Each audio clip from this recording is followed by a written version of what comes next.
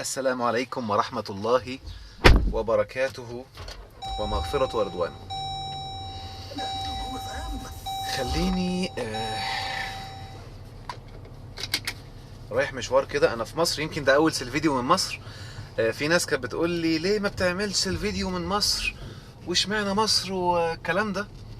فانا عايز اقول حاجة مهمة قوي. لو تفتكروا اول حلقة من حلقات الفيديو كنت قلت ان انا الفيديو معمول علشان انا بسافر كتير، وبالتالي لما بكون بسافر ما بعرفش التزم في المواعيد بتاعت حبايبنا الاعلاميين، فما بعرفش اطلع في حلقات بسهولة. وبالتالي الفيديو كان في الاوقات اللي انا بكون فيها مسافر كتعويض عن غيابي عن الحلقات وعدم استطاعتي الالتزام بيها. فلما بكون في مصر بقى بكون يعني خلاص، لما ببقى جاي بيبقى كله بيكلمني الشباب وكده، فببدا اظبط كذا ميعاد لكذا حلقه، فخلاص بقى مش هيبقى حلقات فيديو، فبقوم اخف من الفيديو شويه، فيديو خلوها لما اكون مسافر. لكن مصر حبيبتي ام الدنيا، ولازم نطفي التكييف شكله بدأ يعمل دوشه، ولازم اعمل حاجه فيها. فانا قررت اخلي الحلقه دي تكون من حلقات الفيديو في مصر. ويمكن الحلقه دي انا قاصدها عشان في ناس كتير بدأوا يسألوا ويحصل لهم مشاكل في حياتهم، وخصوصا في المرحله اللي احنا فيها بننسف الافكار. خلوني عندي بس ميعاد هكلم واحد صاحبي الاول.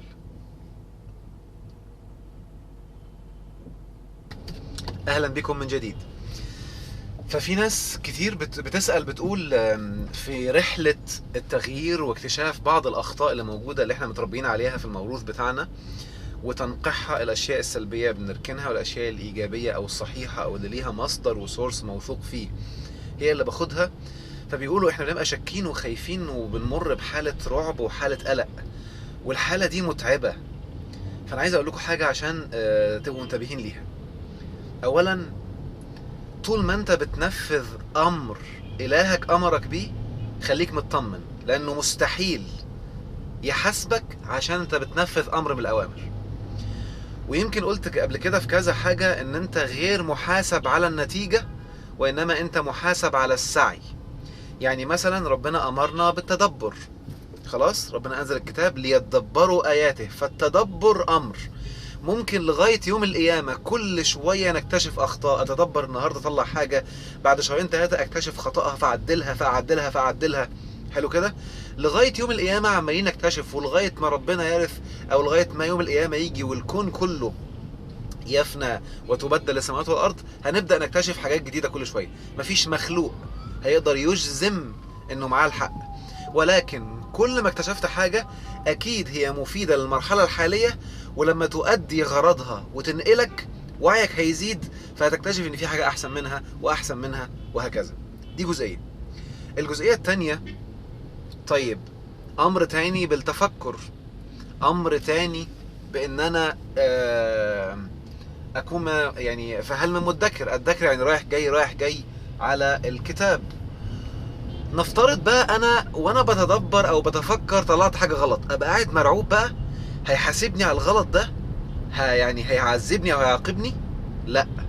وهنا حتة جميلة جدا تؤكد لك انه فعلا اله حق، وسيبك من الناس اللي بيخوفوك او اللي بيرعبوك. ليه؟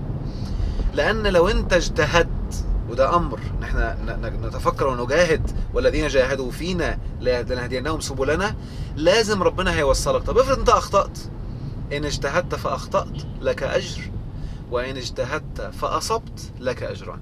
شفت الروعة وشفت الحلاوة؟ يعني مفيش اي خوف خالص، اطمئن جدا. ده بيساعدك على انك تكون متدبر ومتفكر مهما حصل ومهما كانت النتائج.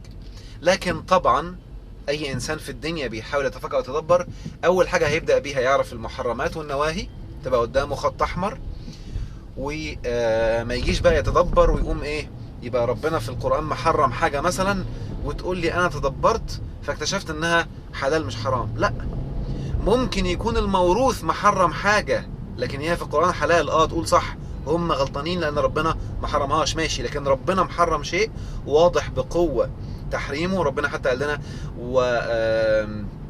وقد فصل لكم ما حرم عليكم. ساعتها اوعى وانت بتتدبر تقول لا ده انا اكتشفت انها حلال مثلا. يبقى اثناء التدبر طول ما انت ما بتحرمش حلال ولا بتحلل حرام، انت في السيف سايد، وخليك مطمئن وانطلق. الحاجة التانية بقى، احيانا بعض الناس هما في مرحلة التدبر بيكون شاكك وبيصيبوا بعد الشك. صدقني الشك ده صحي جدا، واوعدك لاني جربته وعشته في حياتي. مرحلة الشك دي المرحلة اللي بعدها على طول مرحلة ايمان، وهتقع في عين اليقين وهتدوق حق اليقين باستمتاع، وهتبدأ تدوق الجنة على الارض. لان معظم الناس متبرمجين، اللي بيبقى عنده شك ومرعوب وقلقان اعرف ان انت اصلا ما كنتش مؤمن بالله بجد، كنت حافظ متبرمج من صغرك، لكن انت ما عندكش ادلة، مش عارف تمسكها، مش انت اللي اتأكدت بنفسك. وده دين بالتلقين، مش دين بالوعي ولا بالتفكر. وبالتالي هقول لك قاعدة خليها دايما في ذهنك كده، وهي مريحة قوي وتخليك مطمئن فعلا ان هذا هو الاله الحق. احسن لك تموت شاكك وانت بتدور وتبحث، احسن من ما تموت متبع اراء ناس غلط. ليه؟ لان في الكتاب اللي هيموت متبع اراء ناس غلط هيتحاسب. اتبعتهم ليه؟ مشيت وراهم ليه؟ شايفين الايه دي؟ يوم تقلب وجوههم في النار يقولون يا ليتنا اطعنا الله واطعنا الرسول ربنا انا اطعنا سادتنا وكبراءنا فاضلونا السبيل. في ايه ثانيه، واذ تبرأ الذين اتبعوا من الذين اتبعوا ورأوا العذاب وتقطعت بهم الاسباب. يبقى احسن لك تموت شاكك انت بتدور اهو، انت الان بتنفذ مرحله التبين، تتبين، تتفكر، تتدبر، ومت وانت كده ولسه ما وصلتش، انت ميت على الصراط، ميت وانت بتدور. موت شاكك احسن لك. طبعا ان شاء الله الرحمن مش اي حد هيموت شاك، يعني ده نادر قوي، ولكن لو على افتراض انك مت شاكك، انت كنت ميت في هذا الاتجاه وهذا السعي، ده هيبقى خير ليك، وهتقول يا رب انا كنت بدور، انا ما كنتش ماشي ورا حد، انا كنت بتبين بنفسي وبحاول اتاكد وادور. الاروع بقى، وده باذن الرحمن الرحيم اللي هيحصل لك، ان انت بعد ما تعدي مرحلة الشك دي ايه اللي هيحصل لك؟ هتبدأ تكتشف كنوز وروائع، وهتبدأ تدوق معنى الجنة على الارض. صدقني هتكون في قمة الراحة وفي قمة الروقان.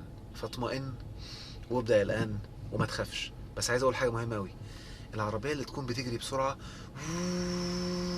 وبتقف مرة واحدة، ايه اللي بيحصل لها؟ كل اللي فيها تك تك تك تك تك بيبقى قدام، باللي بيسموه في العلم القصور الذاتي. طب تخيل بقى لو عربية بتمشي بسرعة ووقفت مرة واحدة ورجعت تاني بقى، مش وقفت بس، لا بتمشي بسرعة وفجأة رجعت تاني، هيبقى القصور الذاتي أصعب وأكبر. وده اللي بيحصل لك كل ما تكون كنت ماشي بقوة نحو الهاوية وبتقع بقالك سنين والدنيا بتلخبط معاك بقالك فترة، اول ما تبدأ تاخد القرار عشان تغير هتهجم عليك كل اللخبطة والازمات النفسية والعذاب والألم فجأة، لان ده تراكمات كانت مركونة. حلو، ده بيخرج، كله بيطلع دلوقتي. عيشه، اتألم، فضفض عن نفسك، ابكي، سيبها تخرج، وخليك متأكد ان طالما ده حصل بقوة ان انت الان بتعمل شيفت وبتعمل تغيير، والمسار بتاعك هيبدأ يتغير. واهلا بيك معانا في جنة الدنيا. هذه الحلقة من سيلفيديو وأسجلها من القاهرة الحبيبة. يا رب تكون فادتكم، وجعل الله كل أيامكم جنات وسعادة وراحة على الدوام. أحمد